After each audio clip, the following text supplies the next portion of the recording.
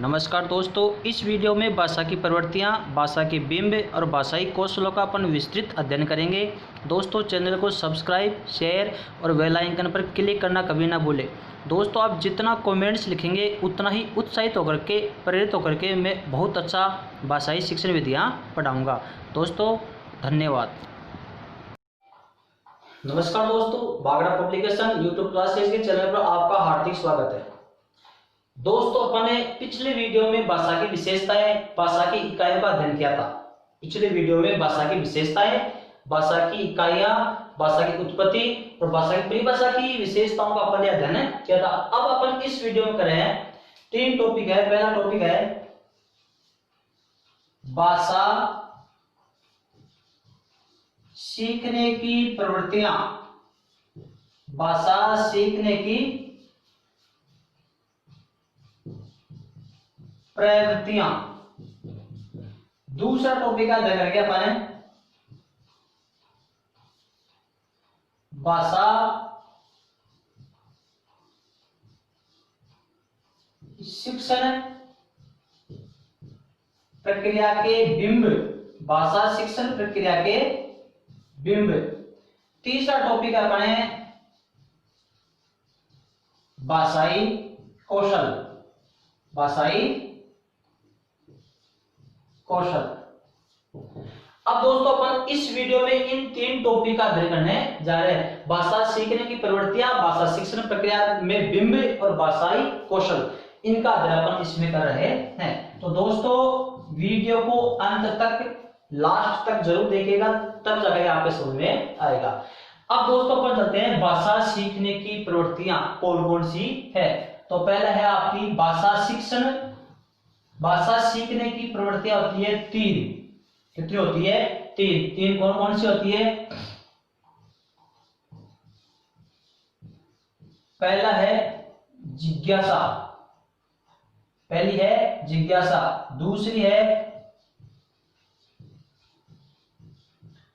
अनुकरण और तीसरी है अभ्यास। भाषा सीखने की ये 3 प्रवृत्तियां होती है, जिज्ञासा, अनुकरण और अभ्यास। दोस्तों, ये होती क्या है कि किसी भी बच्चे को छात्र को भाषा सिखानी है, तो भाषा सीखने के प्रति पहले उसको उत्साहित करो, उसको रिचार्ज करो, उसको प्रेरित करो, उसमें भाषा सीखने की जिज्ञासा उत्पन्न करो, तब जाकर वो भाषा सीख पाएगा। तो पहले छात्र या बालक के मन में भाषा सीखने के प्रति जिज्ञासा, रुचि, उत्साहित और प्रेरित करना चाहिए, तब जाकर वो भाषा सीखने के लायक बनेगा, भाषा के प्रति उसमें सीखने की रुचि उत्पन्न होगी। तो सबसे पहले भाषा सिखाने के लिए छात्र में जिज्ञासा, रुचि, उत्साह, प्रेरणा उत्पन्न करनी चाहिए। फिर है आपका अनुकरण, फिर है दूसरा अनुकरण। अनुकरण का मतलब होता है कि पीछा करना, अनुकरण करना मतलब पीछे पीछे चलना। तो अगर भाषा छात्र को या बालक को जो भी भाषा सिखानी है, तो पहले उसको सुनाओ, फिर छात्र से सुनी हुई बात का अनुकरण कराओ, उसका बार बार उसको दोहराओ। अनुकरण के माध्यम से वो भाषा सीख सकता है। पहले अपन उसको सुनाएंगे, पहले अपन छात्र को या बालक को सुनाएंगे और फिर उस छात्र से वापस अपन सुनेंगे, वापस उससे अनुकरण करवाएंगे, तब जाकर वो भाषा सीख पाएगा। फिर है अभ्यास।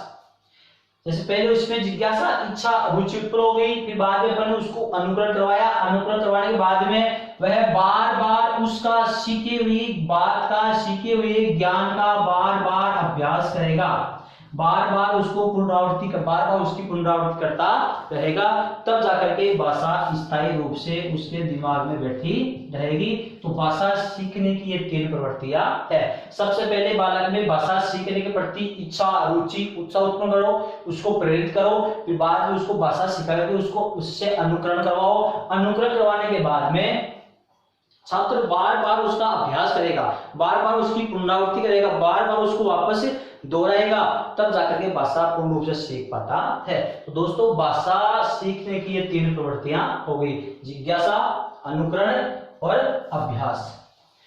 फिर है अपने भाषा शिक्षण प्रक्रिया के बिंब, भाषा शिक्षण प्रक्रिया के बिंब। कितने होते हैं दोस्तों? 4। ध्यान रखना, भाषा सीखने की प्रवृत्तियां हैं 3, भाषा शिक्षण प्रक्रिया के बिंब होते हैं 4। 4 बिंब कौन कौन से होते हैं? पहला बिंब है दृश्य बिंब, दूसरा है श्रव्य बिंब, तीसरा है विचार बिंब, चौथा है भाव बिंब। भाषा सीखने की प्रक्रिया में 4 बिंब होते हैं, दृश्य बिंब, श्रव्य बिंब, विचार बिंब और भाव बिंब। दोस्तों ध्यान रखना, दृश्य का अर्थ होता है देखना, श्रव्य का अर्थ होता है सुनना, दृश्य का अर्थ होता है देखना और श्रव्य का अर्थ होता है सुनना। अब दोस्तों ये भाषा सीखने के लिए बालक के दिमाग में या बालक के मस्तिष्क में ये बिंब कैसे बनते हैं, ये बिंब कैसे बनते हैं, तब जाकर वो भाषा सीख पाता है। तो देखो बालक का जन्म होने के बाद में, जैसे बालक का जन्म हुआ, जन्म होने के बाद में जब वह समझदार होता है, अपने शारीरिक अंगों पर नियंत्रण करने लायक हो जाता है, तब क्या होता है कि बालक अपने घर में या अपने समाज में, अपने परिवार में किसी भी वस्तु या व्यक्ति को, किसी भी वस्तु या व्यक्ति को बार बार देखने पर, बार बार देखने पर उसके मस्तिष्क में जो परतें बन जाता है, जो परतें बन जाता है, वही आपका दृश्य बिंब होता है। दोस्तों ध्यान रखना, जैसे बालक अपने घर में, अपने परिवार में, अपने समाज में किसी वस्तु को या दैनिक उपयोगी वस्तुओं को बार बार देखता है, बार बार देखता है, तो उस वस्तु को बार बार देखने पर उसके दिमाग में, उसके मस्तिष्क में जो प्रत्यय बन जाता है, वही आपका दृश्य बिंब बन जाता, दृश्य बिंब होता है। जैसे छोटा बालक है, वो घर में दैनिक उपयोगी वस्तुओं को, जैसे पंखा हुआ, गाय भैंस, पशु पक्षी, टेबल कुर्सी, पलंग चारपाई, जो कुछ भी है, उनको हमेशा देखता है। हमेशा देखने के बाद में उसके दिमाग में उसका चित्र, छाया चित्र उसके दिमाग में बन जाता है। हालांकि उसको नाम याद नहीं है, नाम का पता नहीं है कि ये गाय है या ये पंखा है या ये स्विच है, ये टेबल है या ये कुर्सी है, उसका नाम का पता नहीं होता है। उसका चित्र उसके मानसिक पटल पर बन जाता है। क्यों? क्योंकि वह सुबह उठता है और सुबह उठने के बाद में बार बार घर की वस्तुओं को देखता है और देखने से उसके मानसिक पटल पर जो प्रत्यय, जो चित्र बन जाता है, वही उसका दृश्य बिंब होता है। जैसे गाय का चित्र, गाय का चित्र है बस, केवल उसको ये पता नहीं है कि गाय है ये, नहीं, गाय का चित्र उसके दिमाग में, जैसे मान लो हमेशा गाय को देखता है उठते ही, और गाय का चित्र उसके दिमाग में बैठ गया कि 2 सींग, गाय का जो भी नक्शा है वो उसके दिमाग में बैठ गया। हालांकि उसको नाम का पता नहीं है कि ये गाय है। तो ये हो गया आपका दृश्य बिंब। फिर है आपका सर्वे बिंब। सर्वे बिंब, सर्वे बिंब क्या होता है? घर के सदस्यों के द्वारा, घर के सदस्यों के द्वारा किसी व्यक्ति या वस्तु का, किसी व्यक्ति या वस्तु का नाम सुनने पर, नाम सुनने पर और ऐसा बार बार होने पर, ऐसा बार बार होने पर छात्र के या बालक के दिमाग में, बालक के दिमाग में जो प्रत्यय बनता है, वह आपका सर्वे बिंब कहलाता है। जैसे मान लो घर के सदस्य हैं या घर के माता पिता या घर के सदस्य हैं, उनके द्वारा वस्तुओं का नाम बार बार सुनने पर और ऐसा प्रत्यय हमेशा होने पर छात्र के मन, दिमाग पटल पर जो प्रत्यय बनता है, वह सर्वे बिंब होता है। जैसे चित्र उसके दिमाग में बैठा हुआ है, फिर घर के सदस्य बोलते हैं गाय, टेबल, कुर्सी, पंखा, स्विच, रोटी, प्लेट, ये नाम बोलते हैं। तो ऐसा बार बार जब वो छात्र माता पिता के द्वारा घर के सदस्यों के मुख से बार बार नाम सुनता है, तब उसके दिमाग में सर्वे बिंब बन जाता है। ये सुनने पर, जैसे गाय का चित्र उसके दिमाग में पहले देखने से बना हुआ था, फिर घर के सदस्य कहते हैं गाय को पानी पिलाओ, गाय को चारा डालो, गाय को इधर उधर घुमाओ, तो बार बार सुनता है उसका नाम, तब सोचता है कि इसका नाम है गाय, इसका नाम है गाय, क्योंकि फिर गाय का चित्र उसके दिमाग में बैठा हुआ था। अब बार बार घर के सदस्यों द्वारा नाम सुनने पर उसको पता लग गया कि ये गाय है। पंखे का चित्र उसके दिमाग पटल और मानसिक पटल पर बैठा हुआ था, और नाम सुनने पर उनके दिमाग में ये बैठ गया कि इसका नाम पंखा है। तो ये दृश्य बिंब होता है कि घर की वस्तुओं को बार बार देखने पर उसका चित्र मानसिक पटल पर बैठ जाता है, पड़ते बन जाता है, वह दृश्य बिंब होता है। और घर के सदस्यों के द्वारा बार बार उस वस्तु का नाम सुनने पर, घर के सदस्यों द्वारा वस्तु का नाम सुनने पर और बार बार ऐसा होने पर उसके मन में, उसके मानसिक पटल पर जो प्रत्यय बनता है वह श्रव्य बिंब होता है। तो उसको पता लगा गाय का नाम, या गाय का चित्र बैठा हुआ था, उस चित्र का बार बार नाम सुनने पर उसके दिमाग में बैठ गया कि ये गाय है, ये पंखा है, ये पंखा है। फिर है विचार बिंब। क्या है? विचार बिंब। तो दोस्तों विचार बिंब क्या होता है कि दृश्य बिंब, दृश्य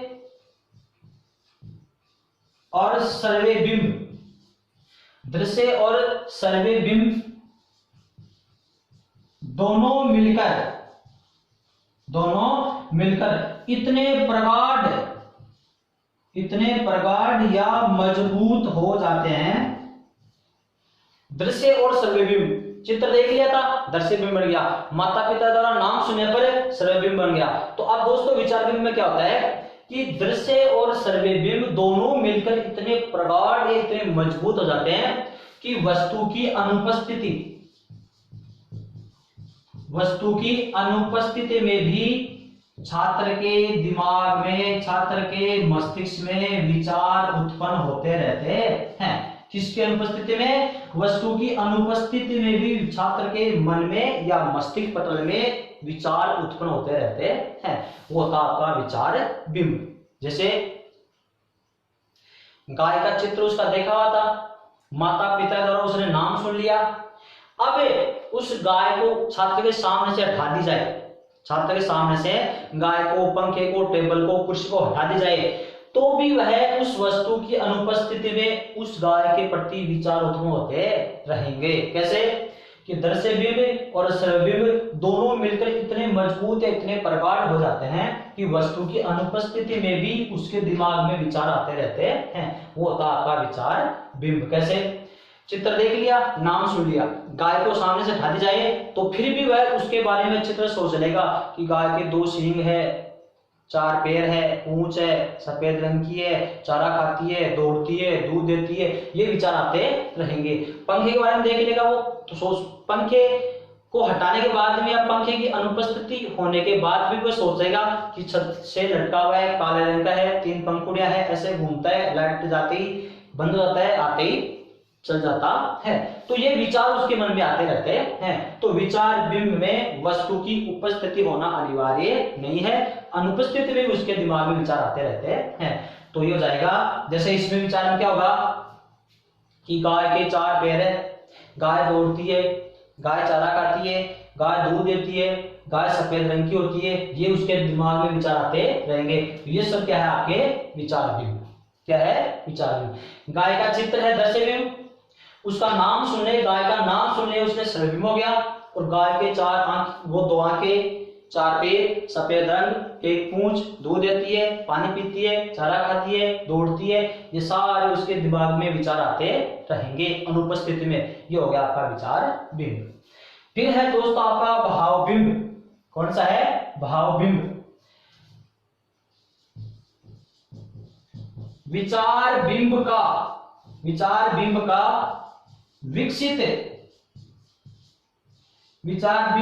विकसित रूप ही भाव बिंब कहलाता है। विचार बिंब का विकसित रूप ही भाव बिंब कहलाता है। कि जब छात्र में, बालक के विचार विकसित हो जाते हैं, वह गाय के बारे में पूर्ण रूप से सोच सकता है, पूर्ण रूप से उसके बारे में विचार कर सकता है, तो विकसित रूप ही भाव बिंब कहलाता है। फिर गाय के प्रति उसके मन में भाव उत्पन्न होते हैं।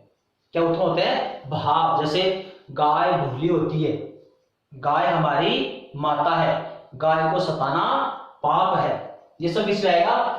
जैसे गाय हमारी माता है, गाय भोली होती है, गाय को सताना पाप है, गाय को सताना पाप है। ये उसके हृदय में भाव उत्पन्न होते रहते हैं, तो ये होते हैं आपके भाव बिंब। दोस्तों, विचार बिंब का संबंध किससे होता है और भाव बिंब का संबंध किससे होता है? ये प्रश्न पूछा गया था 2011 में कि विचार बिंब का संबंध होता है मन से या मानसिकता से, मस्तिष्क से। समझ में आ गया दोस्तों? विचार बिंब का संबंध होता है मस्तिष्क से, मानसिकता से, और भाव बिंब का संबंध होता है हृदय से। किसका होता है? हृदय से, क्योंकि भाव उत्पन्न होते हैं हृदय में और विचार आते हैं मस्तिष्क में। तो भाव बिंब का संबंध होता है मन, मस्तिष्क या मानसिकता में, और भाव बिंब का संबंध होता है हृदय में, विचार बिंब का संबंध होता है मानसिकता से। ये ध्यान रखना। और दोस्तों दोबारा देखना, किसी वस्तु का चित्र देखने पर जो प्रत्यय बनता है वो दृश्य बिंब है। माता पिता के द्वारा उस चित्र का नाम सुनने पर जो प्रत्यय बनता है वह श्रव्य बिंब है। दृश्य बिंब और श्रव्य बिंब दोनों मिलकर इतने मजबूत हो जाते हैं कि वस्तु की अनुपस्थिति में भी छात्र के मन में विचार आते रहते हैं, होते आपके विचार बिंब। जैसे गाय दौड़ती है, गाय सफेद होती है, गाय पानी पीती है, चारा खाती है, दौड़ती है, दूध देती है, ये सब विचार आ रहे हैं। अब विचार बिंब जब इतने विकसित हो जाए तो वो भाव बिंब में बदल जाते हैं। फिर उसके प्रति उसके मन में, हृदय में भाव उत्पन्न होते हैं। गाय भोली होती है, गाय हमारी माता है, गाय को सताना पाप है, गाय का दूध अमृत तुल्य होता है, गाय का दूध अमृत तुल्य होता है, ये उसके भाव उत्पन्न हो रहे हैं, ये उसके भाव उत्पन्न हो रहे हैं। गाय का दूध पौष्टिक होता है, ये भाव है, विचार भाव है। ये हो गया आपके दोस्तों भाषा शिक्षण प्रक्रिया में 4 बिंब। अब है दोस्तों अपने भाषाई कौशल। इसके बारे में आज तक जितनी भी रीट आर्टेट हुई है, प्रत्येक एग्जाम में इसमें से प्रश्न पूछा जाता है। इसमें से भाषाई कौशल से, अब चाहे वो प्रश्न कैसे ही पूछे, भाषाई कौशल का क्रम पूछ सकता है, या कौन सा भाषाई कौशल है या नहीं है, या कौन सा भाषाई कौशल का किससे संबंध है, कैसे भी प्रश्न पूछा जा सकता है। तो दोस्तों भाषाई कौशल कितने होते हैं? 4। ये प्रश्न पूछा गया था कि भाषाई कौशल होते हैं 4।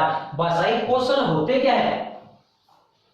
भाषा सीखने के कौशल, भाषा सीखने की कुशलता, कि भाषा सीखने में इन 4 तत्वों का बहुत महत्व होता है। और वो 4 क्वेश्चन कौन से हैं? सूत्र के रूप में शुभोपली, शुभोपली, ये क्रम से जागना, ये इनका नाम है क्रम से। इंग्लिश में इनको क्या कहते हैं? RSLW। कैसे?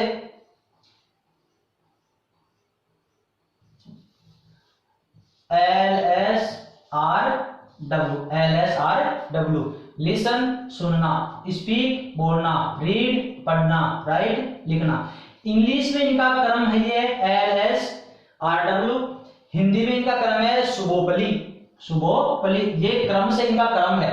अगर क्रम पूछ ले तो आपको ऐसे करना है, सुनना, बोलना, पढ़ना और लिखना, सुनना, बोलना, पढ़ना और लिखना।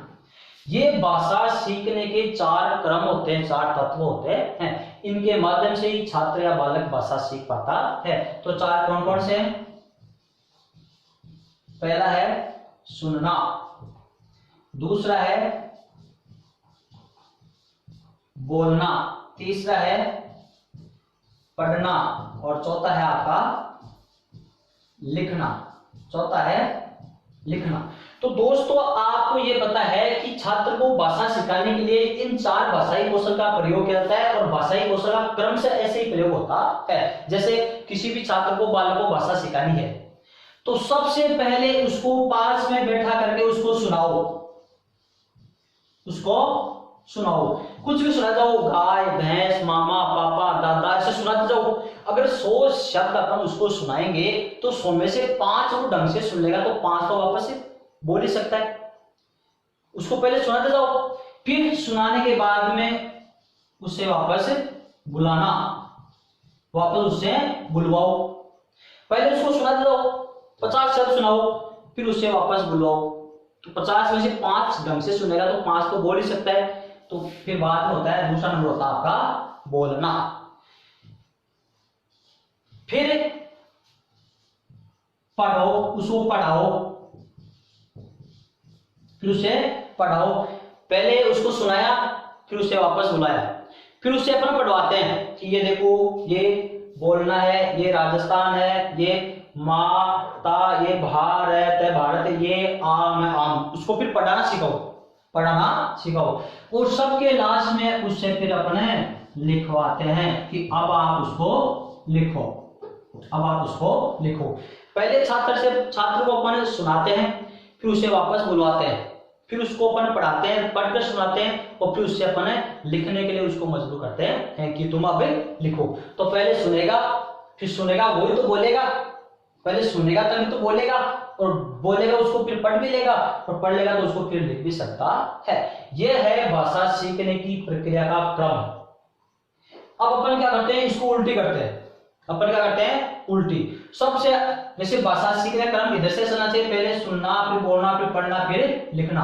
अपन क्या करते हैं, उल्टा चलते हैं। सबसे अपन चलते हैं उल्टा ऐसे। कैसे, छात्र को बिठाया पास में, कलम दी और ये थोड़ा रखा ऐसे, और फिर कहते हैं लिख। सबसे पहले कहते हैं उसको लिख, फिर उसको पढ़, अब बोल, और अमुक जुबानी सुना, अमुक जुबानी सुना। तो भाई साहब जब उसने कुछ सुनाई नहीं है, जब गाय का नाम ही नहीं सुना उसने, तो लिख कैसे सकता है? उसको पढ़ेगा कैसे, उसको बोले कैसे, उसको सुने कैसे? तो उसने जब किसी का नाम ही नहीं सुना तो उसको पढ़ना लिखना कैसे सीख सकता है? तो ये क्रम गलत है। भाषा सीखने का सही तरीका यही है, पहले उसको सुनाओ, फिर उसे वापस बुलाओ, फिर पढ़ाओ और फिर लिखो, तब भाषा छात्र भाषा सीख पाता है। अब दोस्तों ये हो गया भाषाई कौशल चार कौन से शुभोपली, 4 कौन से हो गए शुभोपली, सुनना, पढ़ना, लिखना, सुनना, बोलना, पढ़ना और लिखना। इंग्लिश में कहते हैं इसको LSRW। इंग्लिश में क्रम ये रहेगा और हिंदी में क्रम ये रहेगा। अब दोस्तों अपन चलते हैं सुनना। इनका संबंध किससे है? सुनना, बोलना, पढ़ना, लिखने का संबंध किससे है? इसमें से क्वेश्चन कई बार पूछा जा चुका है। सुनना पारिवारिक है। कौन सा है? पारिवारिक। सुनना कौशल पारिवारिक है, बोलना कौशल भी पारिवारिक है। पारिवारिक कैसे? क्योंकि जिस बच्चे ने जन्म ले लिया है वह सुनना और बोलना तो परिवार में सीख जाता है। जिसने जन्म लिया है वो सुनना और बोलना तो सीखेगा। परिवार तक सीमित होता है, परिवार तक सीख सकता है सुनना और बोलना। पढ़ना और लिखना है आपका दोस्तों विद्यालय। क्या है ये? विद्यालय है। क्योंकि पढ़ना और लिखना जब विद्यालय में जाएगा तभी सीख पाएगा। तो 2 तो है पारिवारिक और 2 है आपके विद्यालय। दोस्तों ध्यान रखना, सुनना मानसिक है। कौन सा है? मानसिक। बोलना शारीरिक। इसको अपन शारीरिक भी कह सकते हैं, यांत्रिक भी कह सकते हैं। यंत्र बोलते हैं शरीर के अंगों को, यंत्र ही बोलते हैं। शारीरिक, यांत्रिक। और पढ़ना क्या है? मानसिक। पढ़ना क्या है? मानसिक। और लिखना क्या है? शारीरिक। शारीरिक या यांत्रिक। दोस्तों ध्यान रखना, 2 है आपके मानसिक और 2 है आपके शारीरिक। 2 तो है मानसिक और 2 है शारीरिक। कैसे? क्योंकि सुनना मस्तिष्क से है। अगर मस्तिष्क मानसिकता सही होगी तो अपन सुन नहीं सकते, और पढ़ना भी मानसिकता संबंध है। अगर मानसिक विचार सही होंगे तो ना तो सुन सकते और ना ही पढ़ सकते। और अपने हाथ पैर नहीं है तो मुंह नहीं है, हाथ नहीं है, पैर नहीं है तो अपन ना तो बोल सकते और ना लिख सकते। तो 2 का संबंध है शरीर के अंगों से और 2 का संबंध है मानसिकता से। अब ये तीसरा, ये पहली विशेषता हो गई, ये दूसरा पॉइंट हो गया, ये तीसरा पॉइंट हो गया दोस्तों। इनमें से दो तो है इनकमिंग और दो है आउटगोइंग। इनकमिंग का मतलब होता है विचारों को ग्रहण करना और आउटगोइंग का मतलब होता है विचारों को अभिव्यक्त करना। दो तो है इनकमिंग और दो है आउटगोइंग। इनकमिंग का मतलब होता है ग्राह्यात्मक। तो दो तो है, अब सुनना, सुनना है इनकमिंग या आउटगोइंग? इनकमिंग है। तो दो तो है ग्राह्यात्मक, मतलब ग्रहण करने योग्य। दो से तो अपन ज्ञान ग्रहण करते हैं और दो से अपन ज्ञान अभिव्यक्त करते हैं। विचारों को सुनना और विचारों को वापस अभिव्यक्त करना। सुनना क्या है? ग्राह्यात्मक। बोलना क्या है? अभिव्यंजनात्मक। अभिव्यंजनात्मक। अभिव्यंजना का मतलब होता है अभिव्यक्त करना, अभिव्यक्त करना। फिर पढ़ना वापस ग्राह्यात्मक। इनमें पढ़ने में विचार ग्रहण करते हैं। और लिखना वापस अभिव्यंजनात्मक, अभिव्यंजनात्मक। दोस्तों ध्यान रखना, इसमें दो तो है ग्राह्यात्मक, ग्रहण करना। इन दो के माध्यम से, दो कौन कौन से है? सुनना और पढ़ने के माध्यम से छात्र विचारों या भावों को ग्रहण करता है। और बोलना और लिखने के माध्यम से छात्र अपने विचारों या भावों को वापस अभिव्यक्त करता है। तो अभिव्यक्त कह दो चाहे से, और इसको अभिव्यंजनात्मक कह दो। चौथा पॉइंट है इसका दोस्तों। चौथा पॉइंट क्या है कि दो तो है मूर्त और दो है अमूर्त। अब ये प्रश्न थोड़ा सा टेढ़ा है। अब आप बताओ कि कौन सा मूर्त होगा और कौन सा अमूर्त होगा। अब अपन लाइव चल रहे, वरना आप बता रहे थे, मन में सोच लिया होगा कि कौन सा तो मूर्त है और कौन सा अमूर्त है। पहली बात तो आपको ये चीज समझने की है कि मूर्त और अमूर्त क्या होते हैं। मूर्त और अमूर्त क्या होते हैं? जो दिखाई देता है वो मूर्त है, जो दिखाई नहीं दे वो अमूर्त है। जिसको अपन देख सकते हैं, स्पर्श कर सकते हैं, वो तो मूर्त है, और जो अपन देख नहीं सकते, स्पर्श नहीं कर सकते, वो आपका अमूर्त है। तो दोस्तों सुनना और बोलना, सुनना और बोलना, ये इनको अपन देख सकते हैं क्या? ना। जैसे मान लो कोई व्यक्ति बोल रहा है और सामने वाला व्यक्ति सुन रहा है। मैं बोल रहा हूं और आप सुन रहे हो। अगर आपने सुना तो ठीक है, वरना वैसे ठीक है। सुना तो ठीक है वरना वैसे ठीक है, क्योंकि आपको कुछ दिखाई नहीं दे रहा है। सुन या तो दिमाग में स्थिर है वरना गायब है। तो सुनना और बोलना दोनों क्या है? अमूर्त। क्या है दोस्तों? अमूर्त है। क्योंकि सुनना और बोलना ना तो कभी दिखाई देता है और ना अपन उसको देख सकते हैं, ना स्पर्श कर सकते हैं। फिर है पढ़ना और लिखना। पढ़ना और लिखना, लिखे हुए को अपन पढ़ भी सकते हैं और पढ़े हुए को अपन लिख भी सकते हैं। तो ये है आपके दोनों दोस्तों मूर्त। क्या है? मूर्त। ये चार विशेषता है अपने भाषाई कौशल की। दोस्तों ध्यान देना, भाषा सीखने की प्रवृत्तियां हैं तीन। कौन कौन से तीन है? जिज्ञासा, अनुकरण और अभ्यास। सबसे पहले छात्र में जिज्ञासा, रुचि, इच्छा, उत्साह है, उसको प्रेरित करो। फिर बाद में उससे अनुकरण करवाओ, उसको बार बार उसे बुलवाओ।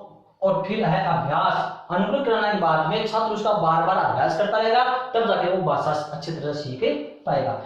भाषाई शिक्षण प्रक्रिया के बिंब कितने होते हैं? चार। चार कौन कौन से? दृश्य बिंब, सर्वे बिंब, विचार बिंब, भाव बिंब।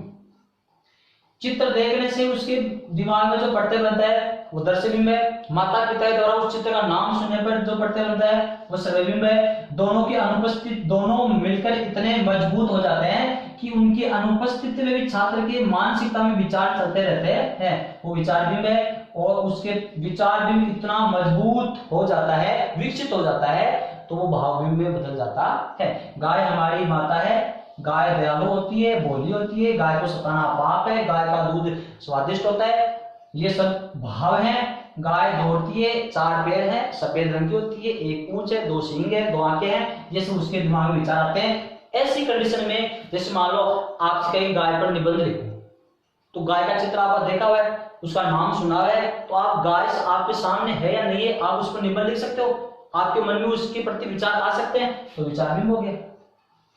फिर है भाषाई क्वेश्चन कितने हैं? चार। कौन कौन से? सुबोपली, इंग्लिश में कहते हैं LSRW। दोस्तों धारणा, ये इनका क्रम है। कई हर एग्जाम में, दो एग्जाम में ये पूछा था 11 और 15 में कि भाषाई क्वेश्चन का क्रम बताओ, भाषाई क्वेश्चन का क्रम बताओ। तो सुनना, पढ़ना, लिखना, बोलना, बोलना, पढ़ना, लिखना और सुनना। कैसे भी दे सकता है, आगे पीछे कैसे भी कर सकता है, बल्कि आपको इसका ध्यान रखना, सुनना, बोलना, पढ़ना, लिखना, LSRW। पहले उसको सुनाओ, फिर उसे बुलवाओ, फिर पढ़वाओ और लास्ट में अपना उसे लिखवाते हैं। अब देखो सुनना, बोलना, पढ़ना, लिखना है, दो तो है पारिवारिक, दो है विद्यालय। दो परिवार में सीखता है और दो विद्यालय में सीख लेता है। दो है मानसिक और दो है शारीरिक। कभी आप शुरू के दो को मानसिक कर दो, अंतिम दो को शारीरिक कर दो, नहीं दोस्तों ध्यान रखना, जिनका मानसिकता से संबंध है वो मानसिक है, बोलने से मानसिक संबंध क्या है, मुख से है, वो पढ़ने से मानसिकता है और ये शारीरिक है। दो है ग्राह्यात्मक, पहला तीसरा, और दूसरा होता है आपका अभिवेदनात्मक। दो है अमूर्त और दो है आपके मूर्त। अमूर्त होता है जिसको अपन देख नहीं सकते, सुन नहीं सकते, वो अमूर्त होता है। जिसको अपन देख सकते, सुन सकते, होता है आपका मूर्त। तो दोस्तों इस वीडियो में अपन ने भाषा की प्रवृत्तियां, बिंब और भाषाई कौशल का अध्ययन किया है। इसी प्रकार से जैसा मैंने इन दो वीडियो में आपको पढ़ाया है, ऐसा ही अध्ययन अपन आगे भी शिक्षण विधियों का अध्ययन करेंगे। बल्कि आप सब्सक्राइब और कमेंट्स लिखना कभी ना भूलें। दोस्तों ये आपके शायद समझ में आ गया होगा, अगर समझ में नहीं आया तो कमेंट्स में लिखकर भेजें। धन्यवाद।